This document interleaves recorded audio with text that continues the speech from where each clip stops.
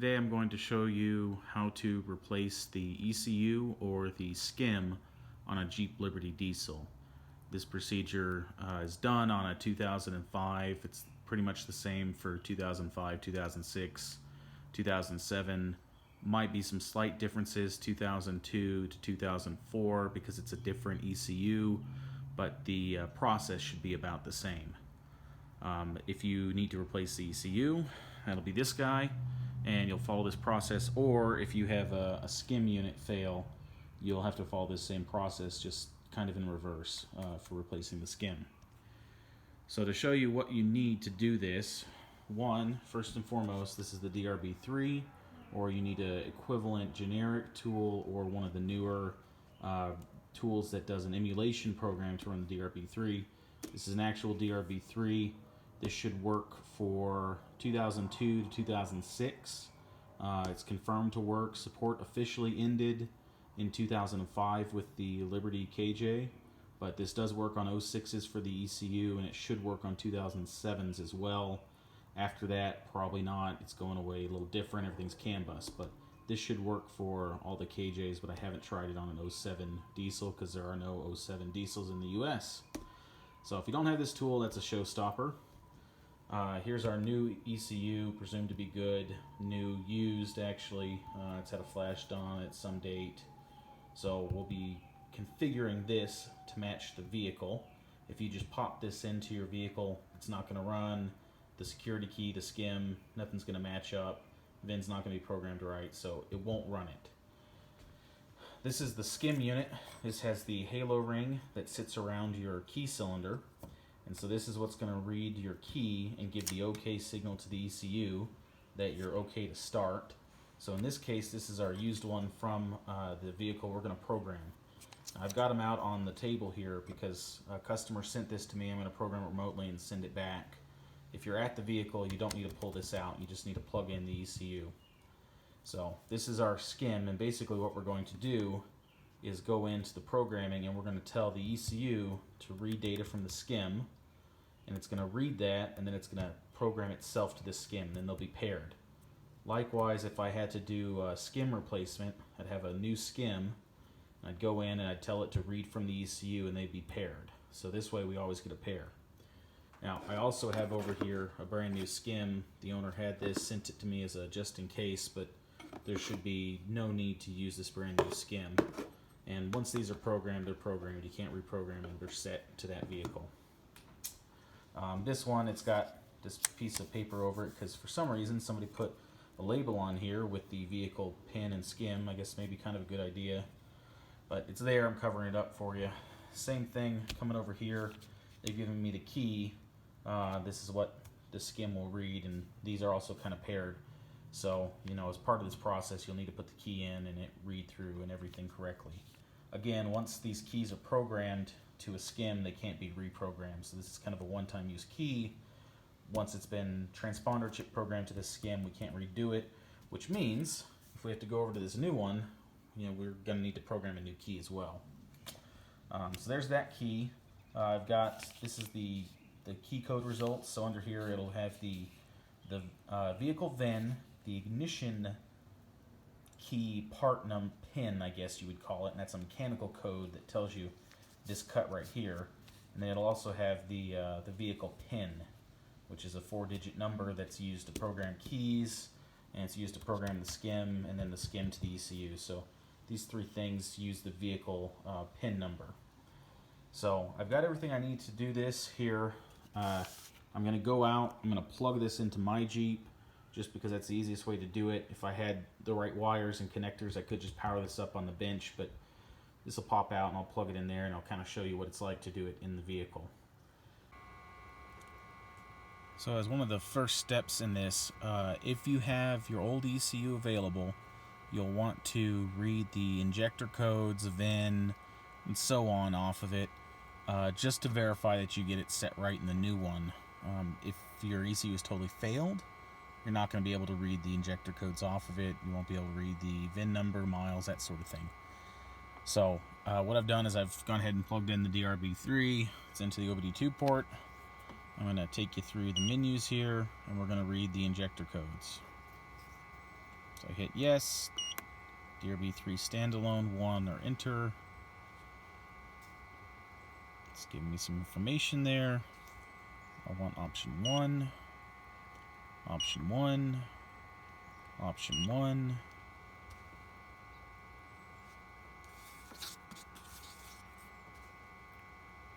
There we go. Diesel EDC 16C2 ECU. There's my part number. And I want to go down and read some of my information here. So first off, take a look at the module display. It's going to give me some of this information again. There's my ECU part number. If for some reason you can't see the ECU part number on the sticker, you'll want to read the ECU part number here. This is important because this part number will tell you if it's 2005 or 2006, and there are differences between them. You cannot use a 2006 ECU and a 2005 and vice versa. If you do, the engine will run, however the ABS system will not work correctly, and you will have fault codes permanently set in both the ECU and the ABS module. This is because the 2006 has ESP traction control system. It has a four sensor ABS traction control system, 2 front, 2 rear, whereas the 2005 has a 3 sensor ABS system without traction control, 2 front, 1 rear at the center of the rear axle on top of the pumpkin. Alright, side note, I'm going to hit back.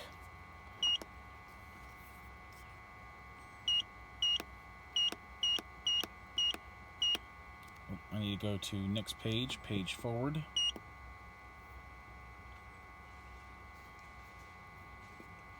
Page forward, come on.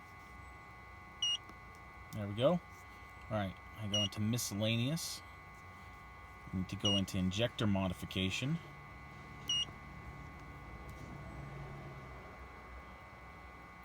Alright, these are my injector codes. Supposedly they're on top of the fuel injector, and supposedly they're on a sticker on the front cover. I've never actually verified that, but you can read it from the ECU. These codes are meant to provide trim on the fuel injection. A lot of people say that that's not necessary on these Jeeps and that the fuel injection is not that precise. They're probably correct, that it doesn't really matter, but I always recommend that you program these codes if at all possible. On newer diesels, if you do not program these codes correctly, you can overfuel or underfuel and just completely destroy an engine. These Jeeps are just old enough, it seems like, that doesn't happen, but I still really recommend programming the injector codes whenever possible. So, let's pretend this is my old ECU, something's bad with it, or I'm trying to clone it.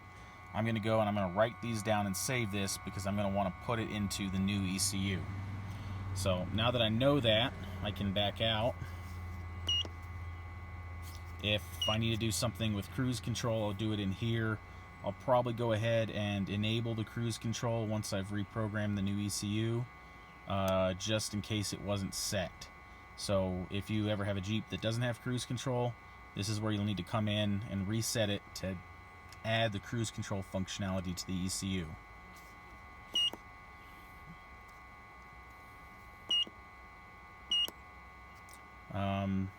There's not much else I need to do right now, but I will come back into these menus later and use that to program the ECU to the SKIM. So now I'm going to go up and I'm going to plug in the new donor ECU in place of the old ECU. Here I have the new donor ECU to be reprogrammed plugged in. I'll connect it up so you can see this is just temporary. Here's the original one that I run every day. I've just undone the plugs over here and plugged into the donor so I can temporarily program it. These are pretty easy to undo. It's a lever. You just come in, pry it up. A little hard to do one-handed, but see how it's starting to move there. Anyways, I don't need to show you that too much. Pretty easy to get those out. They can get old with age, don't force them, but overall not too bad. So it's sitting in place there, and I'm ready to try to reprogram it. So I am preparing to program the ECU. As you can see, I have the key taped in by the SKIM, so the SKIM can read the RF signal coming out of that key. I've gone into the DRB3. As you can see, these are the injector codes in the new donor computer. You see they're very different. If I need to, I can hit enter, go in, and I can edit these and change them. I'm not even sure what the kind of neutral number would be on these injector codes, so I'm just going to leave it as is because the customer wasn't able to provide me with the injector codes. So we'll leave those alone, and I'm not going to do anything with it. If I had access to them, I'd gladly program them in, but we'll just leave them. My concern with not changing the injector codes is that we're going to have some kind of tolerance stack-up issue, and your actual injector is putting in more fuel, and then the code tells it to put in less fuel, and between the two, we're complete wrong end of the spectrum, either overfueling or underfueling a lot. I'm not sure it matters too much or how much we can really do with it anyway. But again, if you have the codes, put them in. So to read the SKIM and do anything with that, we're going to want to go into the theft alarm menu. And I don't want VTSS for vehicle theft security system something, I'm not sure. I do want the SKIM. And it's already read it, so we quickly went through this. And now I can go in and go into module display.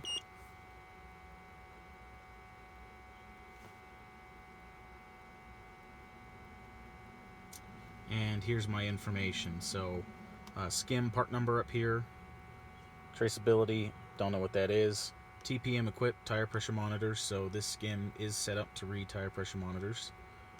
Hardware version, I have no idea of all the differences. Country, NAFTA, so this is a North America vehicle. And then there's my VIN number, which I have concealed with this sticky note, because this is my customer's information. I'm hitting back. Okay, so from the SKIM menu to program the ECU, I want option 9, miscellaneous. You can see there's quite a few different things in here. This is where I'd program additional keys. I can supposedly disable and enable the TPM, although I haven't really seen that fully work, and I've had tire pressure monitor lights stay on, so I'm not sure you can fully disable it here. Same thing, you can put in, program in new sensors for it, so this is a nice little menu for these things. What I'm doing this time, though, is not keys, I'm not changing anything else. I'm doing Bosch ECM replaced. I would assume for a gasoline model Liberty or Grand Cherokees or other vehicles that probably the ECU replacement functions in here, but I don't know, I only work on the diesels. So I'm going to select Bosch ECM replaced. Okay. So yes, when the ECM has been replaced, so we're going to press enter. Alright, so now this is where I'm going to put in my key code. Anybody can get the key code for their vehicle by going to a dealership. Alright, you'll need your vehicle VIN number and proof of ownership, and they should be able to get it to you. So we need to have this PIN code to program keys, or in this case program a replacement ECU. So I have that, customer provided it to me.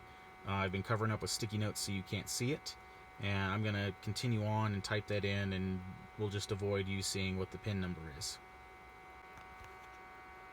So here I've typed a hypothetical PIN number and you can see it's entered. That's where it's going to show up, and then I'd hit enter it again. To do this, I'm gonna back out, and I'm gonna do the actual PIN number this time, and make it so you guys can't see it.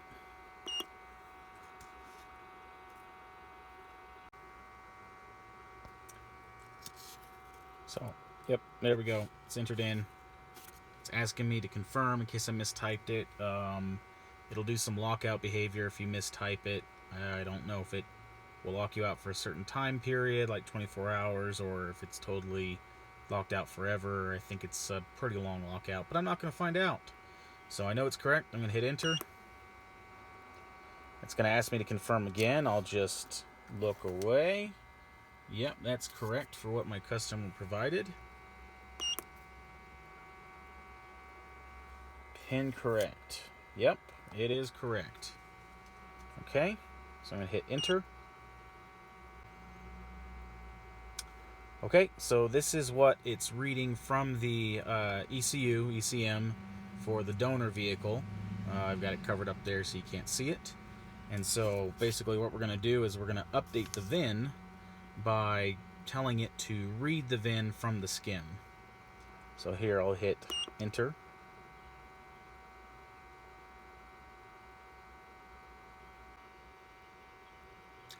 Okay, now it's saying program VIN. It's saying that is the current VIN I'm seeing from the SKIM. You should probably be checking this and make sure it's reading everything correctly. It's asking me, do I want to update the ECM with this VIN? And I do. So I'll hit yes. Okay, VIN transfer complete. Alright, let's see what else it says now.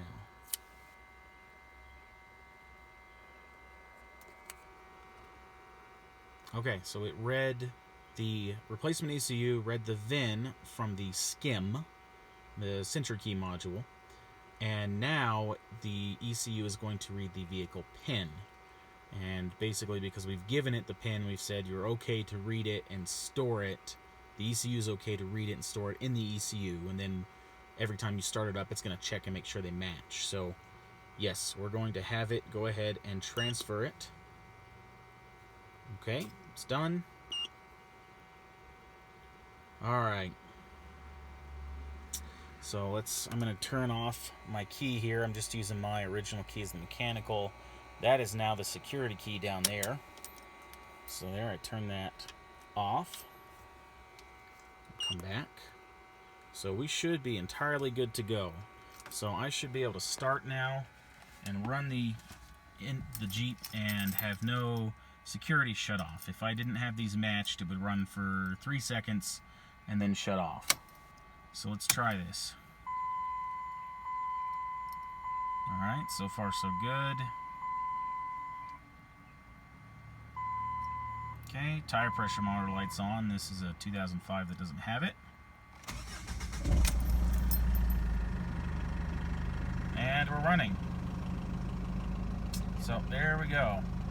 ECU is correctly programmed. I do have a tire pressure monitor light on, which is not surprising because I don't have any tire pressure monitors here.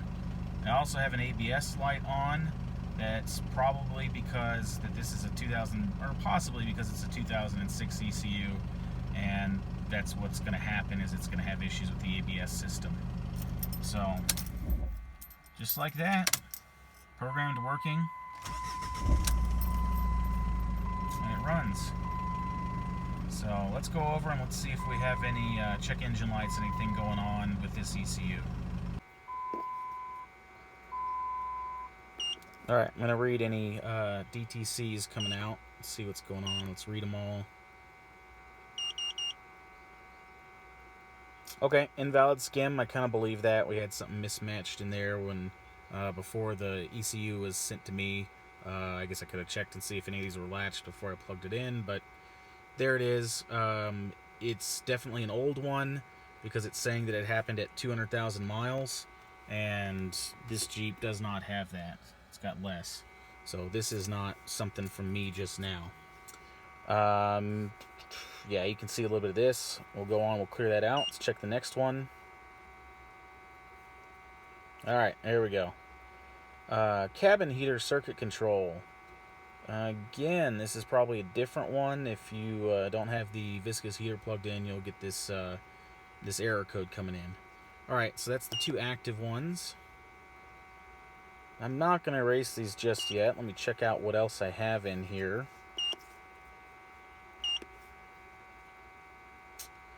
Let's do module display. Yep, that's still looking good. Again, you can see this part number's a little different than my original ECU I showed you. Let's go back down.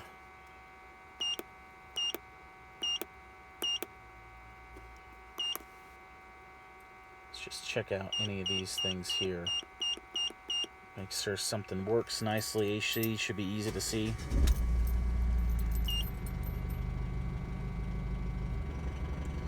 Yep, there we go.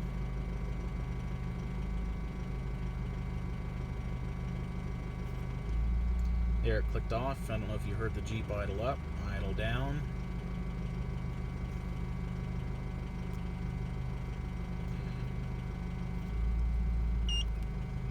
Okay, so we can verify that some things are working, a test works, I've got good communication.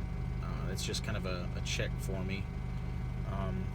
Do think it's interesting to note, if you can hear the Jeep running, it sounds different. I'm used to the way that my Jeep sounds. I drive it every day. It's different right now. I'm guessing because I didn't program the injector codes, or maybe because the maps are a little bit different in this ECU, but it sounds different right now compared to mine. Alright, so I'm going to go ahead and clear these check engine light DTCs and verify it starts up without a check engine light on. So yes, I will erase. Back. Let's just go ahead and read real quick. Nothing detected.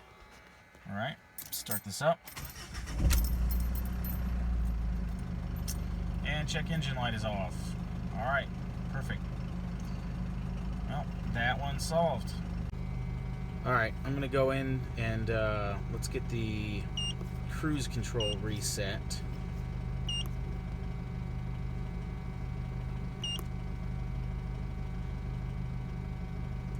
Okay. Cruise control learn status has been reset. If I come over here, you'll see I don't have my cruise control lighting up. I can't do anything with it. So I've reset it. I'm going to turn that off. Turn this back on. And now, oh, not quite. I'm going to do this two-handed.